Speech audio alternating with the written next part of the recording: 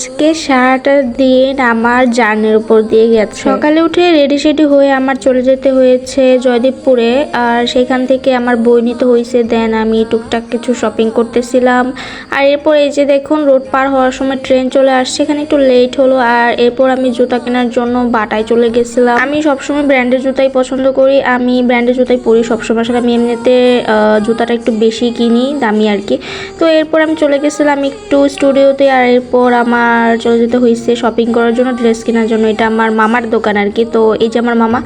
আর এখানে দেখেন পাহাড় স্তূপের মতন হয়ে আছে কাপড়ের। তো অনেক কিছু করার পরে এখানে আমি ড্রেস কিনেছি, 2টা ড্রেস কিনলাম আর কি।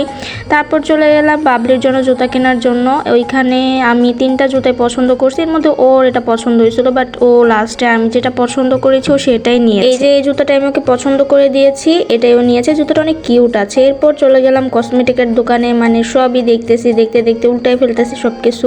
মেয়েরা বোধহয় এমনই, কসমেটিকের দোকানে গেলে লোভ সামলাতে পারে না, তাই না? আর এই যে কসমেটিকের দোকান থেকে টুকিটাকি সবকিছু কেনা হয়ে গেছে। এরপর চলে গেছি একটু গ্রোসারি শপে, ওইখান থেকে আমার অনেক কিছু কিনতে হয়েছে, মানে এগুলো আমার রান্না বান্নার কাজে লাগবে। অনেক দিন ধরে ভাবছি এগুলো কিনবো, বাট কেনা হইতেছে। এখানে আমি কর্নফ্লাওয়ার নিচ্ছিলাম, এরপর রোস্ট মশলা, তারপর নিয়েছি ফালুদা মশলা, এছাড়াও নিয়েছি বিরিয়ানি মশলা, নুডলস, সেমাই অ্যান্ড আরও কিছু নিয়েছিলাম, মেবি আমার খেয়াল আসতেছে না। এরপর আমি এখান থেকে আদা নিয়েছি, তারপর ডিম নিয়েছিলাম, আর ওইখান থেকে শসাও নিয়েছিলাম। বাসায় এসে ডিমগুলো গুছিয়ে রাখতেছি। আর এই যে আপনাদের এখন শেয়ার করতেছি আমি কী কিনছি।